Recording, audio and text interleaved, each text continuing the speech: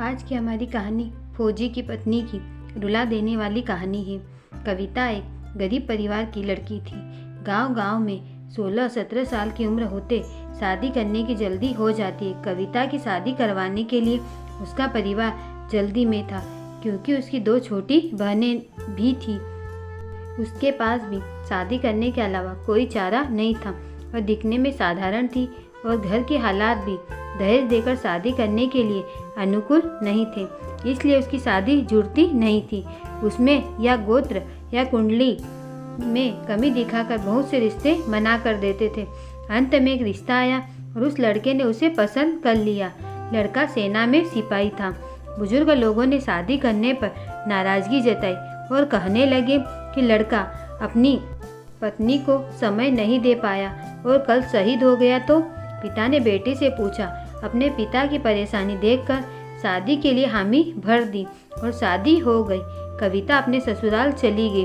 फिर कुछ दिन बाद पति ड्यूटी पर चला गया। कविता अकेली रह गई और सोचने लगी कि घर बैठे बैठे क्या करना चाहिए। सास से पूछने के बाद ही वह पहली बार घर की सीढ़ियों से नीचे उतरी। यह गांव कैसा है वह देखने गई थी। गांव बहुत बड़ा था। वहाँ उसे कोई नहीं पहचान सका। वह एक बड़ी दुकान के सामने चल रही थी। तभी एक दुकानदार ने आवाज़ लगाई और कहने लगा कि भाभी, कोई सामान चाहिए क्या? उसने दूर से नहीं कहा। कुछ दूर पर एक किसान अपने खेत का कृषि सामान लेकर शहर की ओर जा रहा था। उस किसान ने कविता को सलाम किया और पूछने लगा, भाभी आज यहाँ कहाँ?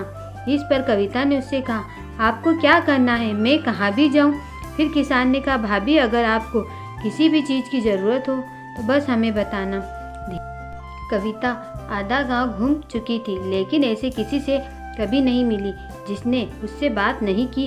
कविता का सवाल था, इतने बड़े गांव में हमने कभी घर नहीं छोड़ा और किसी को जानते भी नहीं है, और फिर भी लोग मेरे साथ इतने प्यार से पेश आ रहे हैं और मुझे इतना सम्मान दे रहे हैं। हमारे गांव में कभी मैं पुरुषों से आंख भी नहीं मिला पाती थी।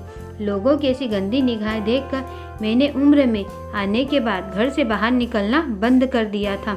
लेकिन यहाँ स्थिति इतनी उल्टी कैसे? घर जाकर उसने अपनी सास से पूछा। सास ने कहा, हो तुम एक फौजी की पत्नी हो, इसलिए तुझे गांव में इतना सम्मान मिलता है जैसे मुझे माँ बनने से मिल रहा है। यह सुनकर कविता की आंखों में खुशी के आंसू आ गए। उसका सीना गर्व से फूल गया। वह खुश थी कि उसने एक फौजी पति चुना था। अगर आपको हमारी कहानी पसंद आई हो, प्लीज़ वीडियो को लाइक एंड चैनल को सब्सक्राइब जरूर करें। धन्यवाद।